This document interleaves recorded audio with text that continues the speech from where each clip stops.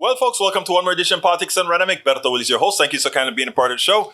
Welcome aboard Norman Reynolds. Welcome aboard Lee Grant. Welcome aboard Bridge MCP and AVQ. How's everybody doing? I don't know what happened to the feed. Because I'm on one little computer at the studio, meaning I'm not in the control room. I do everything on the power laptop that you guys provided while I was in DC. That's what I use in the studio now for all our broadcasts, et cetera, et cetera. And I did not know that after 10 minutes and 54 seconds, the broadcast stopped. I wish somebody had texted me because, again, most people are listening to the KPFT, the Politics and Right on KPFT over the air, not on the internet, for that particular thing. So I am very sorry. I would have tried to requeue it or something like that. When I started to reboot the computer or put everything up, I noticed there's a red mark there saying I'm not broadcasting over the internet. I'm going to have to be more diligent to look at that as I'm doing the program, but there's just so many things doing at one time. I didn't realize that was going on at all. The network at the studio must have had a glitch or something that temporarily stopped it. Anyhow, going on to the show, we are going to have a great show for you today. 3 topics of discussion that I have videos for. One is Torry Mercer, who's going to talk about the new Gilded Age. And then, of course, I'm going to talk as well about Pete Buttigieg. Really let them have it on Morning Joe this morning. And the last subject, or I don't know what order I'm going to do this yet, but the other subject is, of course, that the student loan issue. It's driving me crazy.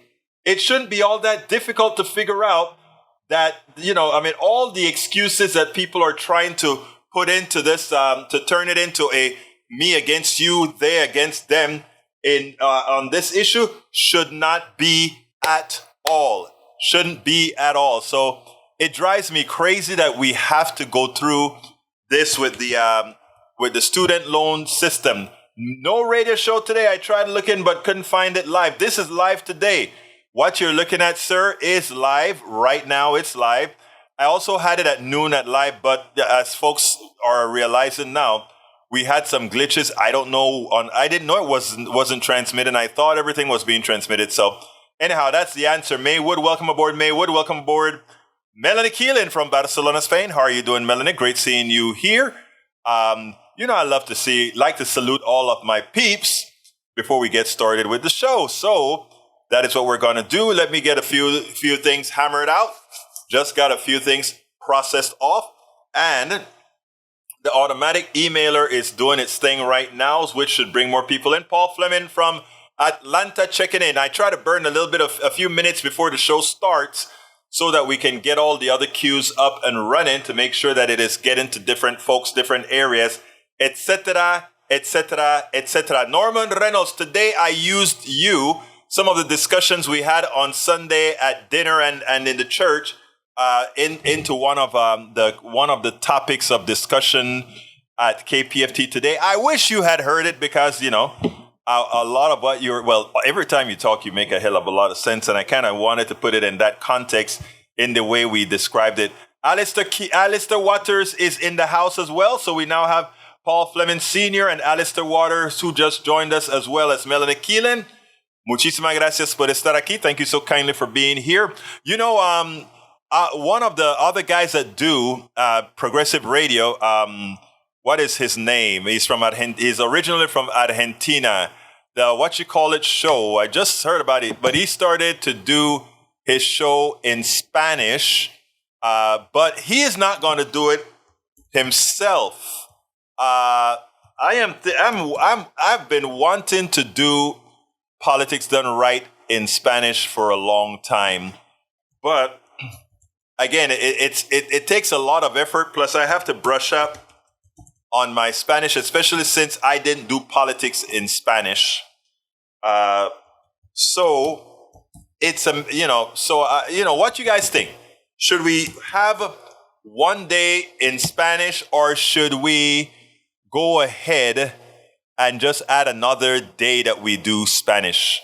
I'm curious. Oh yeah, you can hear it on the podcast whenever you get a chance, Norman. You can hear it Let's see if David Pacman. David Pacman is the guy who's going to be doing his show in Spanish, but he's not going to do it. Somebody else is going to do it. It's going to be still called the J. Pacman Show, from what I understand. At least that is what John Garcia told me yesterday, and I kind of scanned it yesterday and found out. We don't know Spanish anymore is what. Me don't know Spanish. Yeah, it's not for you though, Bridge.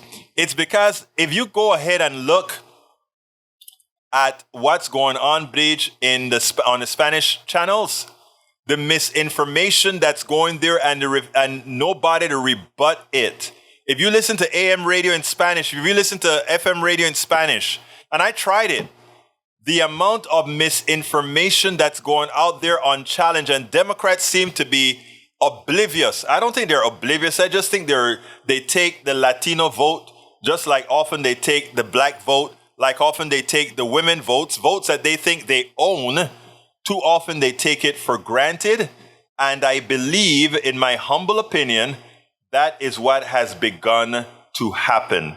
And it's something that we better take care of sooner than later, or it's going to come back to bite us, because it's already biting us. If you take a look at where many are going. All right. Let's see. Bree says, I understand it's something you should do. Oh, great. Now you gave me more work. That's what I did, Bruce Pollard. What is Bruce in the house? I didn't see Bruce in the house. Bruce Pollard, I don't see, but I see you mentioned him, but I don't see Bruce in the house. Anyway, we're going to start with Bruce Pollard says, sweet. Sweet about what, Bruce? Is it about doing it in Spanish? Is that what we're talking about here? Is that what we mean? Anyhow, I hope I'm consider doing it. Michael Rondon says, Washington Post, misinformation online is bad in English, but it's far worse in Spanish. Our research found Facebook, YouTube, and other platforms aren't doing enough to combat the falsehood. You see, I made the statement, and immediately Brother Rudden went ahead and corroborated exactly what I just pointed out. So I am leaning closer and closer to doing it in Spanish, but I am going, sí, por supuesto, but I'm going to need some help. I am going to need some help. I'm going to have to likely hire a blogger in Spanish that can translate a lot of what we do. When I say blogger, I mean somebody that I can give a stipend to. So folks, you want us to support doing it in both Spanish and English. I ask you guys, go to politicsdoneright.com/support and help us get the message out in both English and Spanish. It's so important. It is so important. Anyhow, let's go ahead and let's see how is our queue is starting to fill up now. Let's see what about Facebook. That is starting to come about as well. All right, let's go ahead and go with the first video.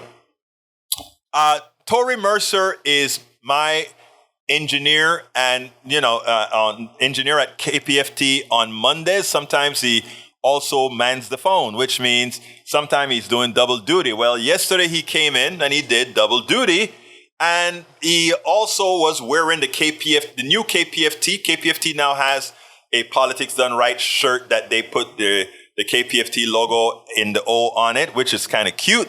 And he was sporting it yesterday, as well as he wrote a poem for anybody during our fund drive who went ahead and got a t-shirt. He wrote this poem for you, and later on he will write a poem for the t-shirt holders specifically. But check out Torry Mercer, and then we'll take it on the other side. Great friend of Politics Done Right, member of the PDR posse, Torry Mercer has a poem that we should all understand in these Gilded Ages, the new Gilded Age. New Gilded Age. Gilded in what? Smells like train wreck. Benzene? Thorazine? Befuddled red state. Post-zombie apocalypse folks. Lips dyed red from public school cafeteria drink number 7. Scratching their heads asking, where did I leave my glasses? Rummaging through the mental after effects of munching on lead paint chips in 1963. Donald Trump would have, quote, stop this train wreck, quote, stop this imperial invasion, quote, if Donald Trump was president, we'd all be sitting pretty. We'd all have golden toilet seats by now. Gilded in what? Collective guilt? In the feeling you get when you abandon your child and all future generations? When you rape your mother and the entire biosphere? That feeling? It is the new Gilded Age. Gilded in old-fashioned robber barons, stratification, lords, vassals, and serfs, neo-feudalism and proto-fascism. But your gilded lily is melting in the February heat of summer, wilting like all other life on Earth in the Exxon aftermath. Did Torry nail that? Of course he did. It says it all. We spend a lot of time deconstructing the news, trying to parse it in. Hey, I went ahead and blogged it, and we have the entire program there. All right, let's see. Michael Rudnin says, consider using Chat GPT to translate, then show it someone fluently bilingual to see if it all. Well, I'm very fluent in Spanish. I am 100% fluent in Spanish because, again, it's one of my languages. Not only that, I used to do, back home, I was what you call a declamador, which means I participated in poetry and doing a whole lot of Spanish poetry as well. So, no, I can actually go over that sin problema. But that's a good suggestion, very much so, Michael Rudnin. All right, what else have we got here? Let's see. Peggy Lopez says, hi all, off to physical therapy, not staying. Spanish show is a great idea. Once a week is what I would suggest for a beginning and see how it goes. Wow, it's positive affirmations here. If you do a Spanish show, do that on the weekend. Consideration, I'll put that into the consideration bush. Let's see what else I have here. Michael Rudnin says, I read that. E2247 says, happy Women's History Month, US, UK, and Australia, showing contributions of women to events in history and contemporary society. International Women's Day is March 8th. And I've been learning a lot about women, things about women that I didn't know. And guess where I'm learning some of this stuff? On TikTok. I learned about this black woman that was hired by the Navy who was responsible for GPS. I can't remember her name. Let's see if I can scan that up for you. I just learned that. I'm like, wow, Gladys Mae West. Born October 27, 1990, is an American mathematician known for her contributions to the mathematical modeling of the shape of the Earth and her work on the development of satellite geodesy, models that were eventually incorporated into the GPS. Before her mathematics, the GPS was only accurate within 100 feet. After her modeling of the Earth, it was within 1 foot. We never learned that in school, and if you listen to DeSantis, he doesn't want that kind of stuff taught, man, because he's scared that we're all going to realize that we all contribute to the American society, and he doesn't want to see that because suddenly his preeminence, his prepotence will no longer be unquestioned. Anyhow, let's see what else we got here. Canada corresponds on October 18th, Parsons Day, and in 1989, Kimberly Crenshaw coined a term intersectionality to help explain oppression of African American women. All right, we have Bridge MCP says station master arrested, transport minister resigns as death toll hit 40 in Greece rail disaster. It's probably going to go higher. And how 2 trains opposite direction in the same track? Who screwed up? Sad. It happened. Michael Renner says, whenever I hear poetry that takes liberties with reality, I feel like, oh God, he has another one that he wants me to put on the screen. Isn't that my girl, Rihanna? I think that's Rihanna. You like Rihanna too, huh? It is like, I don't understand the poetry. Actually, that guy is pretty good. My guy, Torry Mercer, is really good at poetry. In fact, the blog that I wrote about his poetry, I think everyone, Torry Mercer, should go to my website, egbertowillies.com, and look up Torry Mercer.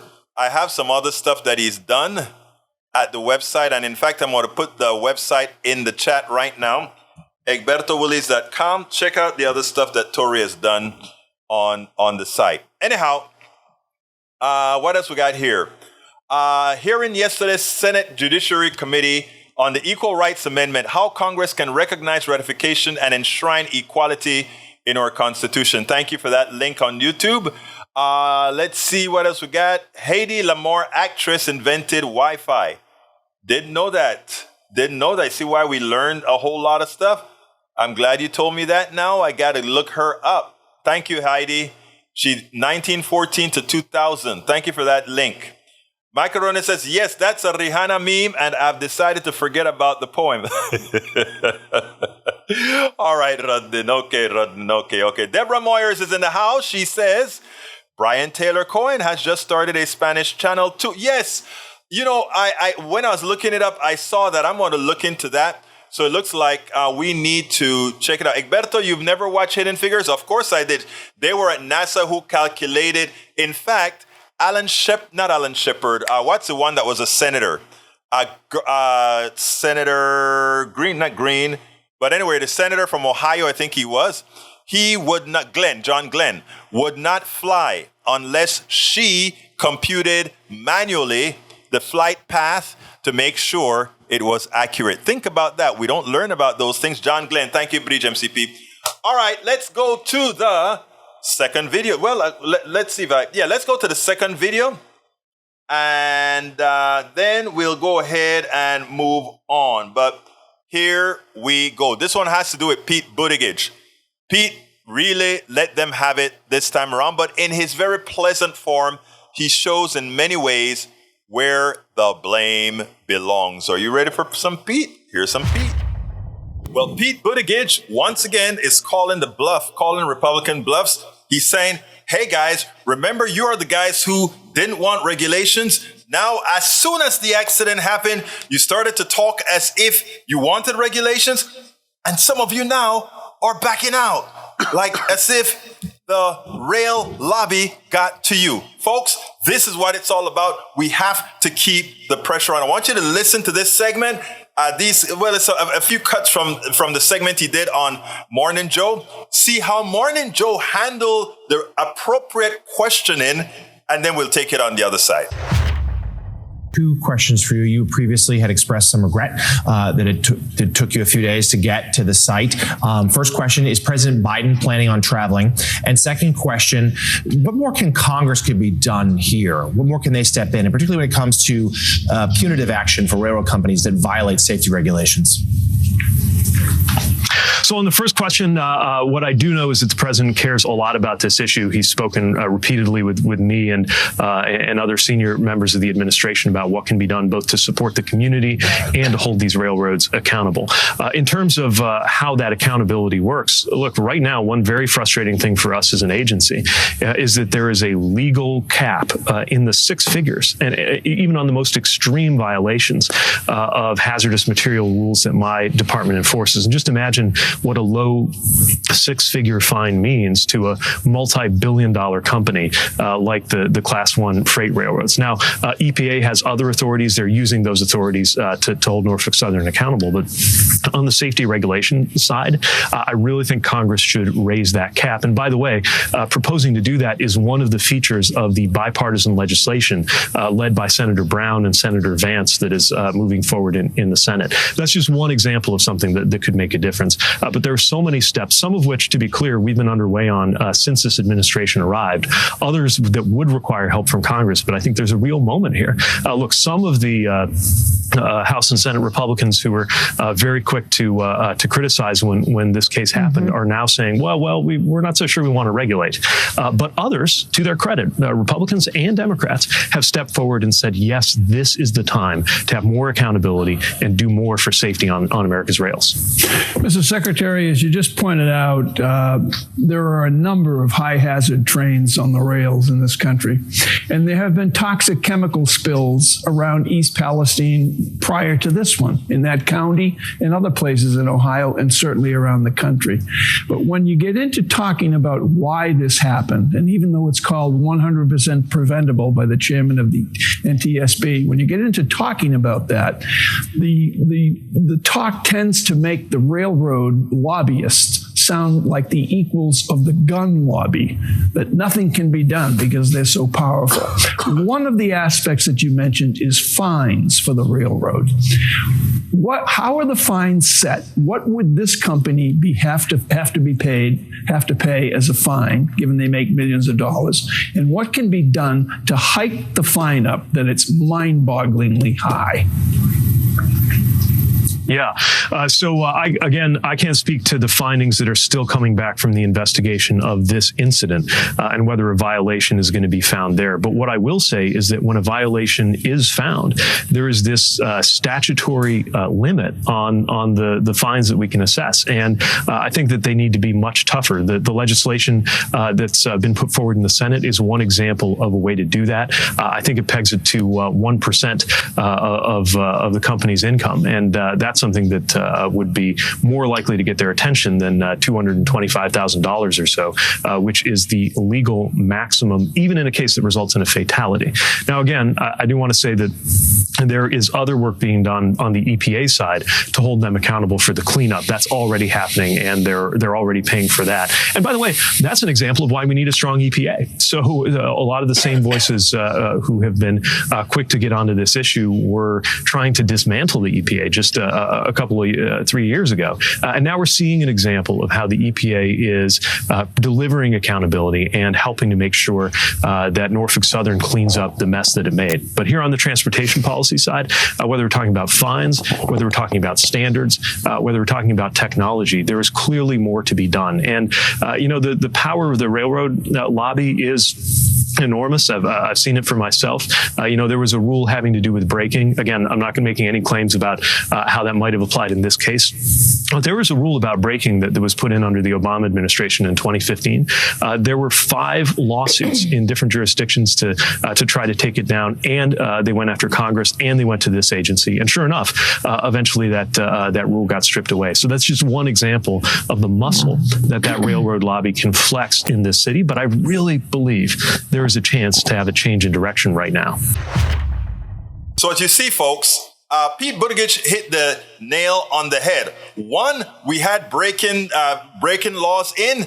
You guys under the Trump administration got rid of it. We also had, we have fines that are too small. We don't have the ability to raise fines anymore. But most importantly, you guys wanted to get rid of the EPA. We said no, we want to keep a strong EPA. And now in East Palestine, they are happy that ultimately speaking, the folks who are going to be responsible for cleaning up is going to be the company under the auspices or directed by the EPA saying, this is your job to clean up. Let's hope there aren't some phantom laws that come out to protect these guys from cleaning up the utter mess that's likely going to cost them billions to clean up.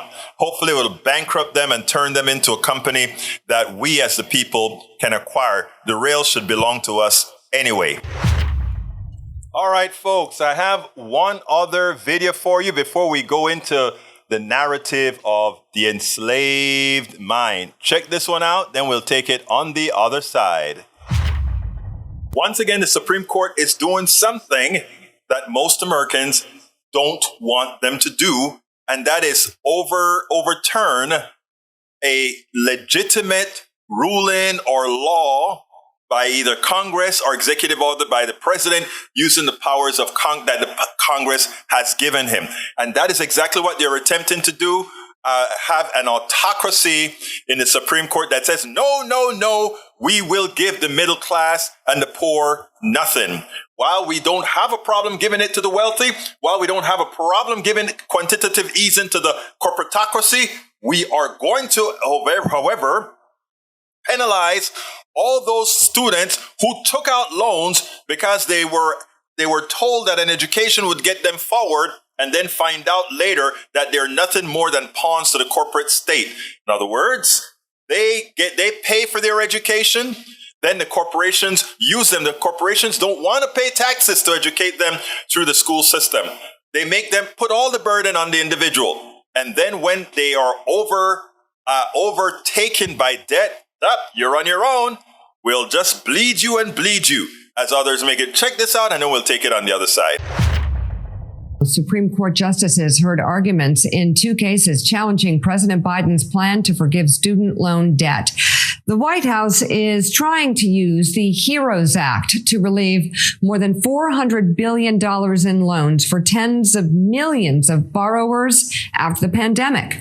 NBC News reports the law in question says the government can provide relief to recipients of student loans when there is a national emergency, allowing it to act to ensure people are not in a worse position financially as a result of the emergency. Challengers say that law is not specific enough to warrant the forgiveness. The court's 3 liberal justices appeared to disagree. Congress could not have made this much more clear. I mean, Congress didn't say exactly the circumstances in which it wanted the secretary to use this authority. Of course not. This is a bill about, like, what happens when you have an emergency. So what Congress said is what happens when you have an emergency is the secretary has the power to take care of emergencies. And it has that power by way of waiving or modifying any provision and adding others in lieu of them. But the court's conservative majority seemed to agree with the plaintiffs, with some justices questioning the fairness of relieving student debt. What I think they argue that is missing is cost to other persons in terms of fairness, for example, people who've paid their loans, people who don't have planned their lives around not seeking loans, and people who are not eligible for loans in the first place, and that $500 billion is being diverted to one group of favored persons over others. Supreme Court reporter Lawrence Hurley. Lawrence, read the tea leaves for us. How do you think the court will likely rule on these cases? Well, I think going into this oral argument, with this conservative majority that we have that has in multiple other cases has ruled against the Biden administration on these big kind of sweeping policies that the conservatives think don't have proper congressional authorization. It kind of seemed like this was going to go the same way even before the argument started. And that's exactly what happened. It's following that script of the conservative justice, very skeptical of broad use of federal power by the president, especially during the pandemic, and kind of pushing back on the idea that the president has the authority to do this without some explicit authorization from Congress, not just a line in the law or something that sort of is kind of vague, but something much more specific, especially when this is something they see as a kind of benefits program akin to some of the other big benefits programs the federal government has, which the conservative justices would say have all been authorized by Congress. I'm curious what you make of the argument that it's not fair, that some people have paid their debt. Some people worked really hard not to have the debt. It strikes a chord, but will it hold up? Well, it's interesting because the fairness argument, you wouldn't normally think of that as a legal argument as such, even though a couple of the justices brought it up. But what they seem to be saying was that this kind of feeds into this idea that, when Congress is the body that should decide whether to issue a new benefit that, maybe favors one group over another group, as Justice Gorsuch said. So they're sort of saying, like, it's not up to President Biden to decide, to favor one big group of people, 40 million people, and cost, $400 billion. But it's up to Congress to make that decision. And that's in line with sort of what they've ruled in these other cases on things like that recently. Again, President Biden has the authority given to him by Congress. And as Kagan said, Supreme Court Justice Kagan said, it is one of the more explicit authorities he has.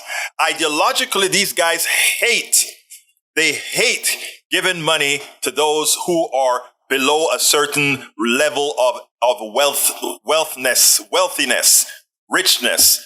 But if it were anything that the government takes the coffers, the monies from the average American citizen, the poor, the middle class, to pass it on top, like they did throughout history, not a problem. Folks, the student loan issue is one that needs to be left alone. The president made a very modest offer We think the debt should be eliminated altogether, whether debt given by the government or by private institutions. We think that should be taken off the table completely, and higher education, which moves the country forward, should be merit-based and have nothing to do with folks having to get money. Just like high school was given after we realized that we needed high school to move the country forward, we also should be doing that with public college education.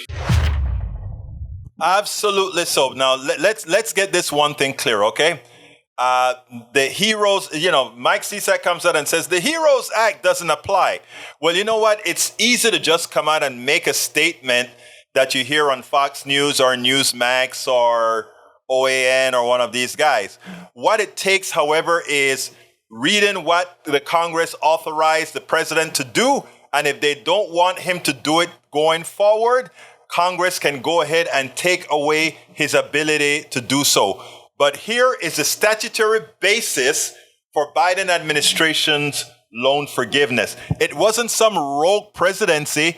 He gets it to be defined by the OLC. Okay, that is the Office of Legal something.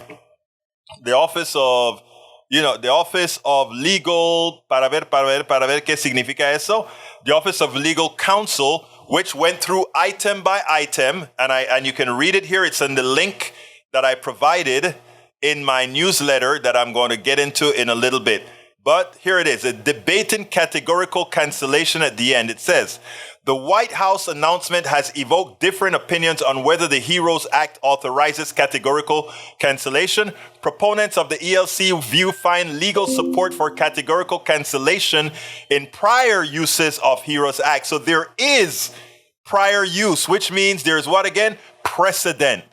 Of the OLC view find legal support for categorical cancellation prior to use a HEROES waiver or modification during COVID-19 pandemic. Administrations of both parties agreed that the HEROES Act authorizes release in response to the pandemic, including suspension of student loan repayments, interest accrual, and involuntary collections. ED provides a prior relief on a nationwide basis and without regard to borrower income, though not extending to permanent cancellation. This prior relief had substantial costs, according to the government extended permanent cancellation. Accountability Office. These HEROES Act waivers and modifications cost the federal government an estimated $77 billion in 2022. Proponents argue that even if categorical cancellation is different in degree from prior HEROES Act, it is not different in kind. Opponents have disagreed with the OLC opinion's conclusion about the major doctrines. Of course they oppose. They're evil. Why are they evil? Because they know deep in their hearts, they understand what these debts do to these people who many times have gotten ripped off by those who lend or by schools who encourages or whatever. The HEROES Act lacked express reference to cancellation, discharge, forgiveness, or similar terms that Congress has used in pro rem statutes. They don't have to say that. They just can say they can permanently stop payment on the bill. It's that simple. Other commentators argue that the purpose of which Congress enacted the HEROES Act makes its use in connection with COVID-19 pandemic problematic. Again, the Supreme Court will have to decide if it will side with evil, and evil means that which will cause people harm, that which will cause people undue pain. And if they agree with that, then again, this Supreme Court has been, in fact, doing a hell of a lot of evil. But if they decide to do that, we, the American people, understand what needs to be done going forward. And that is to elect supermajorities in the House and the Senate. And either one of two things should be occurring. It would be time for impeaching Supreme Court judges because they have not followed the spirit of the Constitution. Or número dos, put more people on the court to balance the fraud that has occurred by the Trump administration and Republicans in their writ large. Paul Fleming says, if user can be destroyed by the truth, then it deserves to be destroyed by the truth. Exactamente, señor. Estoy contigo perfectamente. James Robichaud says, I paid off my student loans. Justice Gorsuch, how am I being harmed by student debt cancellation? You're not. And you know what? I think it's either Gorsuch or the other one who suddenly got his $200 and something thousand when he was going to the Supreme Court paid off. Look it up. I don't remember which one it was. If the Supreme Court strikes down Biden's student loan debt forgiveness, Republicans will be the dog that caught the car. This would take tens of thousands of dollars from out of the pockets of tens of millions of Americans. 2024 will be a blue tsunami, suffering among the masses, resulting in a backlash. This is not how I want Democrats to win. I don't want them to win like that either, but it's a shame because the debts are owed equally by Republicans and Democrats. Daniel Ledo says, we need to make progressives a crime. What is it doing to America is criminal. You can keep wishful thinking, sir. By the way, the NTSB, who is investigating the train wreck, has come out telling people to stop spreading misinformation like the left is saying. There's no misinformation. Dead fish and all that pollution along the train where that fire started in the axle is not misinformation. There's a hell of a lot of information right there for all of us to see. In fact, I have a long essay that was provided to me today, and I'm trying to validate it right now with the disaster that isn't being reported on mainstream media. I'm validating that information right now from a few sources at KPFT and other Pacifica radio networks, and we'll find out what the lies that are being told. Read what the NTSB said. First of all, the NTSB now is run by a holdover Democrat that worked for Donald Trump. So I would rather listen to our Pete Buttigieg than to try to listen to the NTSB at this point. The leader of the NTSB, that is. Lee Grant says the court will hopefully strike down Biden's overreach. If they do that, they do it at their own peril. Bridge MCP says what people don't understand is that what mortgage companies did with home loans was the same with student loans. You signed a contract, they sell it, now it doesn't apply. I paid mine over 3 times. They kept changing the goal lines. That is if you started in the late 90s, exactly. To progressives, anything and everything is always an emergency. When it's an emergency, it is an emergency. Paul Fleming says mass incarceration is a choice. Inequality is policy choice. Climate disintegration is a policy choice. Poverty is a policy choice. Billionaire loopholes is a policy choice. Let's change the policy. You're absolutely right, El Señor Paul Fleming.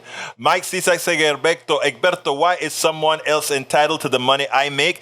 Why are you entitled to my money? Right now, when you got all your farm subsidies, that was my money you were spending, Mike Cisac. When you were paid not to grow on your land, Mike Cisac, that was my money that was coming to you, Mike Cisac. Remember, look, whenever you're pointing the finger, make sure you're pointing it right back at you. You know those highways that are built in Kentucky that I can't ride on, that you guys didn't pay enough taxes for because you are a bigger state? Kentucky, Mississippi, and all these red states take in more money from the federal government than they put out. That's my money. That is the money of all the people that are paying taxes. You guys are sluffers. You guys depend on us blue states to keep, all right, you guys depend on blue states to keep your roads built, to keep your people paid. Remember that, Mr. Cisac. You are taking our money. You guys are takers. All you red states are takers. How would you like me to say that? I don't believe what I just said. I am just saying that to let you see how silly your statement is. You guys, most people in your state,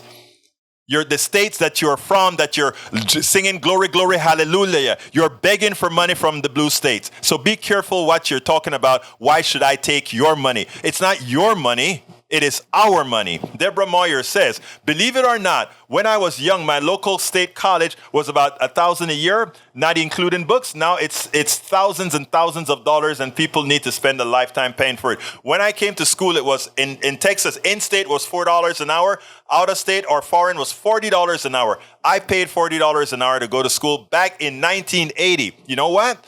My daughter paid more than my out-of-state foreign tuition now. Why? Because the Congress reduced the amount of money all these corporations were paying. So we borrow money to pay more of our education so that we can enrich the corporations who need an educated population to produce a product so that their shareholders can get money. So if you want to technically look at it, we are subsidizing the rich by borrowing money to be educated. So just as well, forgiving the loan is simply taking the money from those who earlier stole it from us all.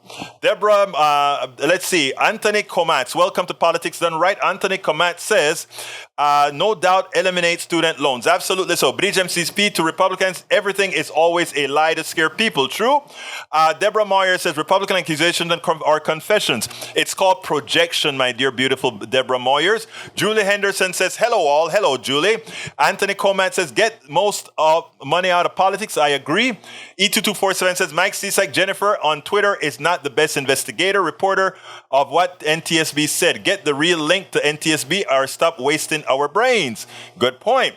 Mike Cisak, Bridge MCP, you mean like the GOP wants to take over Social Security and Medicare? Yes, they do. Listen to what Rick Scott said on the website that he finally cut out that little piece because it got him into hot water. But listen to what Mike Lee said. Ultimately, we want to get rid of Medicare and Social Security.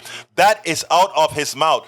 El Señor Bush attempted to privatize Social Security. He said he had capital after he finally got the popular vote the second time he ran. So he thought he had enough capital, even though he didn't win by a whole bunch. So no, it's not an act. They do want to kill Social Security and Medicare. That's not a scare tactic. That is out of their own mouth. Read what Rick Scott wrote. Read what read my blog on Mike Lee. Thank you very much. Julie Henderson says, college students vote.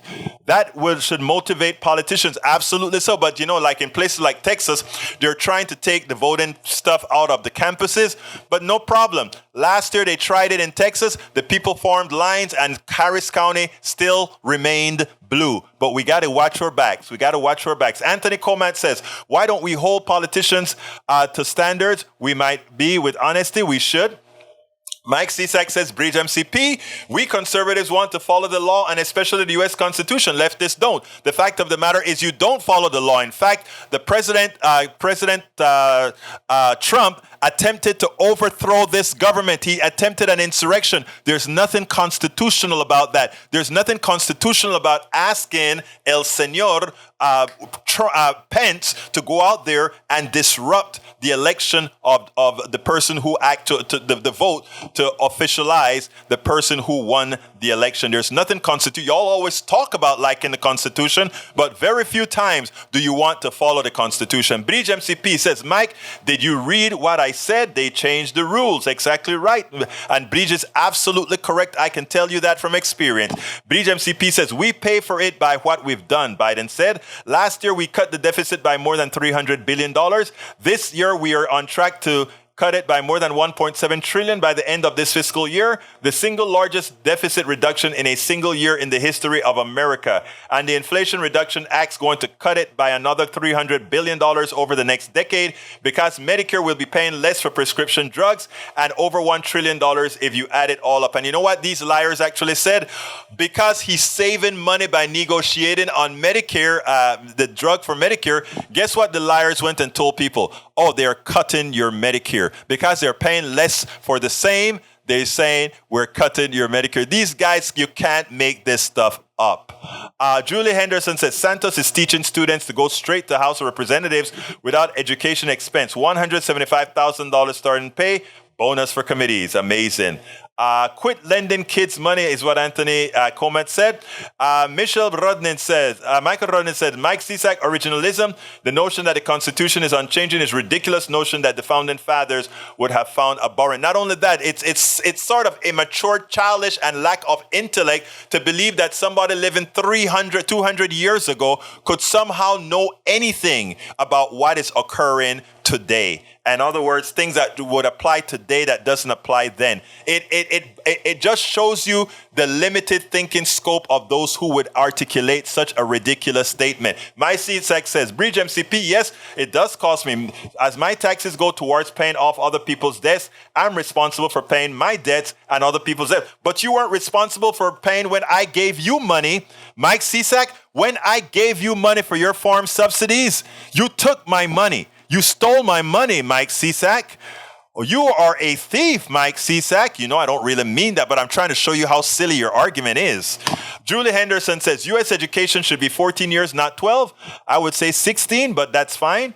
James Robichaud says, it was Kavanaugh who got about $200,000 in credit card debt abruptly wiped out when he became a Supreme Court justice. Imagínate eso. Michael Ronan says, makes me wish the conservatives in the chat would Google search East Palestine throw Stone Creek, then watch any of the resulting videos. I watched it. It's astounding. Anthony Comat says, it's silly what people get away with. Let's see what Lee Grant says. I hope the left doesn't get violent if they dislike the SCOTUS decision. We don't ever get violent, man. We don't get violent. We are not the insurrectionists. I think you have to look at Trump's people for that. Emergencies are the large number of people who will suffer and or die in action. That's the qualifying of an emergency. You know what an emergency is? That a lot of people that were getting food stamps and help with their food, now it's been canceled. So a lot of people are running to food banks now because they just can't afford food and they've lost their subsidies. E2247 says, in the U.S., 334.4 million natural human persons are unable to agree on how to construct a PB&J sandwich. So now we're going to agree on what is evil or not. Good luck on that. Well, you know, we know evil when we see evil. When it hurts people, that's evil. Those loans were never the same. Let's say you can't relieve a student loan through bankruptcy or repossession, so the lenders have a special protection, and the students are screwed. If they don't find a job, they will pay off the loan for them. It's amazing, right? They never took the chance. Obamacare changed that. They had a clause in Obamacare that prevented that, but that's the reality, how it used to be. Banks would loan the students the money. They couldn't cancel that loan with a bankruptcy or anything. But if they didn't pay, that banker then went to the federal government and said, hey, your guy didn't pay, so pay us all up. So they never took any risk. So they took all the profits, but no risk whatsoever. And supposedly you take profits because you take risk. It's amazing how much these guys don't tell you, how much people don't know. Let's see. Mike Cisak says the students should have voted for Democrats who moved students' loans into the government, preventing students from going through bankruptcy. It wasn't the government that stopped the bankruptcy. It's a private corporations. Again, read, my friend, read. It doesn't hurt to read. Replying to Mike Cisak, oh gosh, Egberto, don't validate his dishonest fascist premise. All that you did with your response to Cisak was advance the dishonest tax suspend premise. Look, you know I know what you're talking about, but please, please, please, understand the paradigm that we're in. CSAC won this interaction because you validated his dishonest conservative libertarian premise and you are only helping put a target on the backs of people. No. He didn't win that argument. You chose because we have not adopted, Brother Robichaud, your monetarist policy, which I agree with, but doesn't hold right now in the current paradigm in the United States, because we haven't gone strictly and adapted that. You have chosen to give the win to El Señor Cisak. That is not right, and that is wrong when progressives do that. You do not do that. You cede the entire progressive movement on a fallacy, on a technicality. You don't do that. I can agree or disagree with my progressive brethren, but because I know ultimately we want to reach at the same point, I am not going to cancel that point. Julie Henderson says, my mother spent $2,000, I spent $20,000, and my daughter spent $200,000. What an exponential growth, eh? Compensation for college should depend on future income. I don't have a problem with looking at something in that regards, but in a well-calculated one. E2247 says, abolish student loan. A year or two of community service is a fine way to do that. I agree with that. That is the right way to do. Norman Reynolds says, the rules and laws are there to protect those with property. Being lawful does not mean just. Exactly. Before Democrats moved student loans to the government, students went through private banks and could go through bankruptcy, and you are lying once again. Student loans are protected. It's one kind of loan that is protected against bankruptcy. All right? Now the Democrats made it possible to discharge their student loans. Daniel Ledo says, low insurrection. I bet Egberto believes the Rona came from the wet market as well. Well, if you don't believe in insurrection, that just means that, well, I can't help you then. I don't want a balanced budget. I want the difference between deficit spending to go towards infrastructure investment rather than military spending, which is where over half of our discretionary spending is going. I want our infrastructure to be the envy of the world. It's a shame that it's China, it's Indonesia, it's Thailand, where their infrastructure is making us look like children, like child's play. But since Americans are so introspective in many times, we don't understand what's going on overseas. And we go to those airports. I remember when I went to the Hong Kong airport, I was like, oh, damn. When I went to the airport in Tokyo, oh, damn, what's wrong with America? I thought we were the exceptional ones. All right, LOL, Daniel. Egberto says the left doesn't get violent. More gaslighting from Egberto. He just loves to gaslight. No, like I said, the left doesn't do violence. The left doesn't do violence. You want to see violence? Go to the right. Continuing. Do not try using military service to wipe out student debt. Get recruiters out of K-12 schools and let them walk the neighborhood. Yeah, I kind of understand where you're going with that. All right. Let's see what else we got here. Greed, uncaring of consequences, result in widespread suffering and death is evil. There's a legal term for this: depraved, hurt, murder, pardon, hit enter too fast. I got you. Bree says you can cancel student debt if you are on SSD. Clinton did sign the bankruptcy for student loans. Yes, he did a whole lot of things that he shouldn't have. I agree with that. All right. Continuing, he also did the Glass-Steagall. Don't forget that. New York Times, Biden administration offers new path to discharging student debt in bankruptcy. Unlike credit card bills, medical bills, and consumer debt, student loans aren't automatically wiped away in bankruptcy. Borrowers are required to file a separate lawsuit to try to do so. It's stressful, costly, and notoriously difficult to meet the strict legal tests to succeed. I'm running out of bandwidth.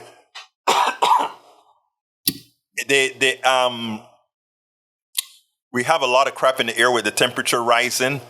If you see our pollen, our cars are yellow with pollen already, and it's just the 1st of March. And I think in the process, I got a slight irritated throat and a cold.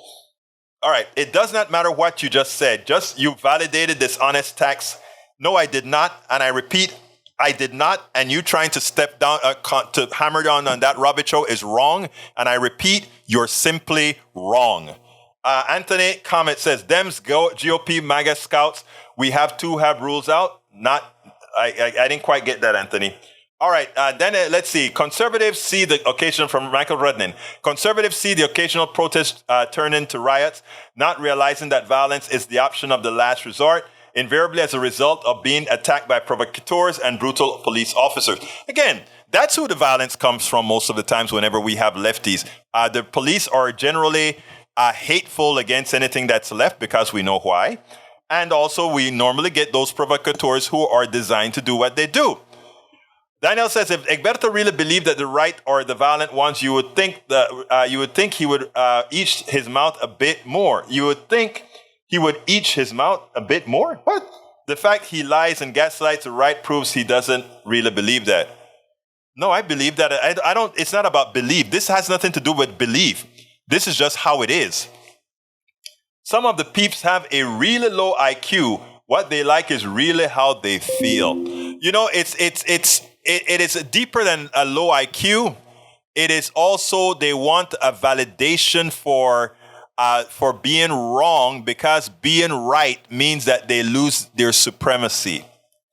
And losing that supremacy, fighting from a level playing field on equity is scary for those who never had to play on a level field.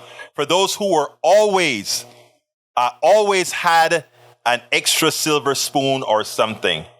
It's that simple. That's what they fear. That is what they fear. I want to read something real quickly from my what is it called? Newsletter.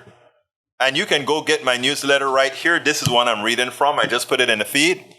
And it goes like this. Breaking out of an enslaved mind. This morning, as I perused my different social media, I came across a story that has so many meanings as it explains the current state that we are in today.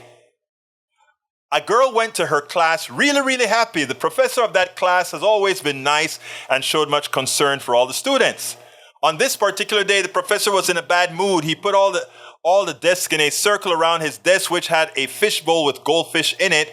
He shouted to them, as he never had before, that anyone who spoke or got up from their chair would immediately fail the class. He took the goldfish out of the fishbowl and left the class. Everyone looked at each other and did nothing. One brave young woman got up and said, "Screw this," and saved the fish. The professor returned with a simple comment. "What have you allowed this system to do to you?" This explains how we have allowed our wealthy minority to rule us or build their wealth on our intellect, work, and service as we are given a pittance. The enslaved minds of those who are the protectors of the rich and wealthy, as the rich and wealthy cares nothing about them. When will you unenslave your mind? When will you free your mind of the chains that you're in right now? When? When will you unchain your mind? Folks, please support the program as best you can. Please go to politicsdoneright.com/support. politicsdoneright.com/support. And there are several ways in which you can support the program at that link. I ask you so kindly to either get our books, buy our stuff at our store, subscribe to our Facebook channel, subscribe to our YouTube channel, subscribe to our Patreon. We need a lot more Patreon. And if you take a look right now, you'll see that they're in that politicsdoneright.com/support. Our Patreon link and everything is there for you to provide us with whatever support you're able to. We cannot do this without you. We cannot change the message without you. We are, again, now I'm considering doing the channel in Spanish again. So we are going to need whatever help we can from you. So please go to politicsdoneright.com/support and support this program. Remember, this program is supported solely by you. It is supported solely by you who are listening to this program on podcast, who are listening to this program on YouTube, who's listening to this program on Facebook, who's listening to this program on Twitter, Twitch, LinkedIn, or anywhere else on Apple. So we are all over. Every one of you who are listening to me right now can go to politicsdoneright.com/support and say, yes, I want to support a program that is trying to help us take the chains off of our minds, help others get the chains off of their minds, so that we can once and for all start electing people who will follow and create policies good for not some, but for all of us. My name is Egberto Willies. This is Politics Done Right. And you guys know how I end this baby. I am what? Out! We spend a lot of time deconstructing the news, trying to parse it into a form that everybody can understand. We try to find those little nitpicks where it flies above the fray, etc. If you really like these videos that we do, I want to ask a big favor. Please go ahead. Number one, subscribe to our channel. And number two, please join if you can. Thank you so kindly for watching. Keep watching. Please remember to share. We must populate the entire internet with our progressive message, a message that we know is what most Americans say that they want. So help us, please join.